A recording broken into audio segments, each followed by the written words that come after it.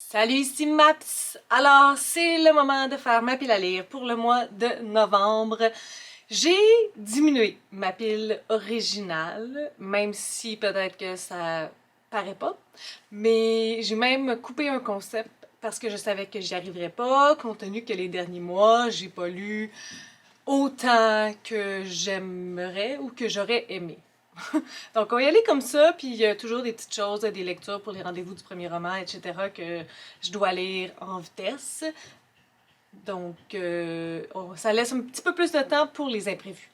Le premier concept pour le mois de novembre, ça va être de lire 3 auteurisses de la région. Puis je suis très contente de faire ce concept-là parce que ça met de l'avant les gens de ma région et j'aime ça tout simplement. Donc, commençons avec Mylène Vient. Son livre, c'est Pourquoi pas? Donc ça va être un des 3 que je vais lire pour ce concept qui va être au début du mois de novembre. Atteinte de dystrophie musculaire, Myriam décide, après avoir fini son secondaire, de déployer ses ailes et de prendre son envol. Bousculée par son pneumologue qui lui demande abruptement « Veux-tu vivre ?» Elle se dit qu'elle ne peut plus attendre pour réaliser le voyage dont elle rêve depuis si longtemps. Avec son vieux chauffeur d'autobus, Mike, son amie Elisabeth et un copain Scott, elle quitte pour la première fois le nid familial en direction de Québec pour enfin savourer sa liberté et repousser ses limites. Entre un bris mécanique et un saut en parapente, Myriam apprendra à composer avec sa vie différente des autres, certes parsemée d'embûches, mais combien savoureuse. Donc, c'est une autofiction à la fois drôle et émouvante. Je suis très curieuse de découvrir cette autrice. Une autre autrice que je connais énormément de noms, mais que je n'ai jamais lu, c'est Andréane Désiel-Huppé, et j'ai choisi Pacte. Mais on s'est bien dur à dire, Pacte. C'est un thriller déroutant dans lequel se côtoient violence, érotisme, meurtre et mystère, s'entremêlent les secrets d'une famille au destin obscur. Et ça va me changer de ce que je lis ces derniers temps, c'est parfait. Condamnée par ses liens du sang à une existence occulte, Angèle est à la recherche de réponses concernant ses origines. Alors qu'elle tente de découvrir le mystère qui entoure sa naissance, elle déterrera des squelettes au sujet du décès prématuré de sa mère, mystère qui la lie, bien malgré elle, à une terrible malédiction. Donc ça va être ma deuxième lecture. Et la troisième, c'est Tadmor de Marc-Alexandre Reinhardt. Et c'est de la poésie, chose que je ne savais pas avant de l'ouvrir et de le découvrir. Donc ça devrait se lire assez rapidement. Ça dit rien en 4e de couverture, ça dit juste que l'auteur est comparatiste, il vit et travaille entre Hull et Ottawa. Je connais très bien ça, vivre et travailler entre les deux. Donc j'ai hâte de voir qu'est-ce que... c'est sur quel sujet, des sujets variés ou un sujet spécifique. Tout ça va être découvert au début du mois de novembre. Par la suite, mi-novembre, dans ce coin-là, il y a l'anniversaire d'une booktubeuse et j'ai décidé de choisir 3 de ses livres préférés. On commence avec un incontournable que je n'ai jamais lu. J'ai commencé à écouter un livre audio et j'aimais beaucoup ça, mais je l'ai comme perdu avec l'application audio, donc finalement je ne l'ai pas terminé. Je l'ai en 2 formats. Donc, Anne et la maison au pignon vert de Lucy Maud Montgomery. Celui-là, c'est une adaptation en BD faite par Maria Marston, illustration de Brenna Tumler. Donc, j'étais curieuse de le voir en bande dessinée. Je me suis dit que si j'avais de la misère à lire, je pourrais juste lire la bande dessinée. Mais quand même, j'ai loué aussi le roman.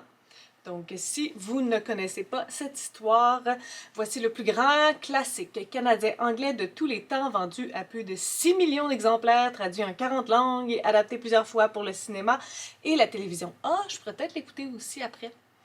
L'histoire de cette petite orpheline de l'île du Prince-Édouard a véritablement envoûté les jeunes et les moins jeunes.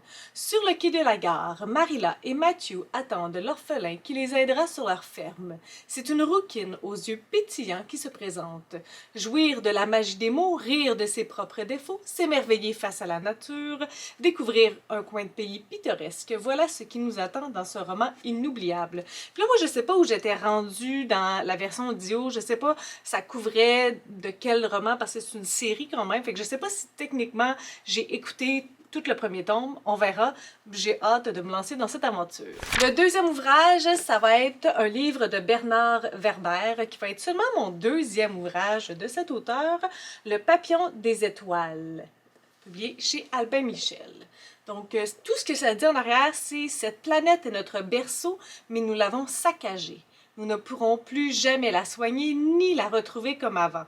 Quand la maison s'effondre, il faut partir. Recommencer tout ailleurs et autrement. Le dernier espoir, c'est la fuite. » Et finalement, le troisième, je vais vérifier si je l'ai commandé parce que je suis surprise qu'il ne soit pas là. Absolument, j'essaie d'être en avance. Donc, ça va être Marie Tempête de Dominique de Merse, qui, j'ai compris que c'était les 2 tomes de Marie-Lune lorsque j'avais fait ma vidéo, là, les livres bleus que je veux lire. Donc, ici, ça dit vers 15 ans, Marie-Lune éprouve une grande envie de liberté. Ses parents sont troublés. La vie était si paisible au bord du lac des Laurentides où la famille s'était installée. C'est qu'Antoine est survenu avec ses yeux verts, immenses, brillants comme la forêt des alentours les matins d'été, et puis Marie-Lune a commencé à trouver la ville bien attirante. C'est dans ces circonstances que la mort frappe. Oh oui, je me souviens, ça me faisait vraiment penser à La Lumière blanche d'Annick Poitras. Je me souviens avoir lu ça puis avoir fait ce parallèle. Marie-Lune chavire, l'intensité du premier amour, l'atrocité d'un départ définitif, l'émerveillement d'une maternité pourtant si dérangeante. Tout cela est beaucoup pour une jeune fille. Serait-ce trop? Marie-Lune devra traverser le désert de l'adolescence et aller jusqu'au bout de sa nuit. Réunis en un seul texte, les titres déjà parus, Un hiver de tourmente, Les grands sapins ne meurent pas, Ils dansent dans la tempête. Donc, ça va être ma troisième lecture pour l'anniversaire de cette booktubeuse. Est-ce que vous avez une idée? Qui est cette fameuse booktubeuse? Mystère jusqu'à la mi-novembre. Finalement, à la fin du mois de novembre, ça va être l'anniversaire des 5 ans de ma chaîne. Et donc, je voulais continuer à faire les vidéos « Je lis vos coups de cœur ». Puis ma foi, ça faisait longtemps que cette vidéo-là aurait dû être filmée. Mais là, je me suis dit « Maps, c'est le bon moment pour faire ça pour ton anniversaire de chaîne de 5 ans. » Donc, une des premières suggestions que j'avais reçues, c'est un des livres préférés de Petite Bulle, Jessica. Zut, j'ai raté mon gâteau, d'Annie l'Italien. Ah ouais, là, il y a un sticker dessus, c'est parfait. Bon, attends, je vais aller chercher le résumé sur ma tablette parce que ça fait dur, cette histoire. Ok, donc on disait... Marie-Juliette cuisine par nécessité et rêve de devenir chef. En 1967, Hélène cuisine par obligation et rêve d'une vie meilleure pour elle et ses enfants. En 2016, Émilie cuisine par défi et rêve d'ouvrir un restaurant. Ces 3 fonceuses prennent le pari de s'inventer une vie qui leur ressemble et si leurs stratégies pour y arriver sont bien différentes, celles-ci ont un point commun, le bonheur de ces femmes passe par la cuisine et par le contenu d'une vieille valise verte.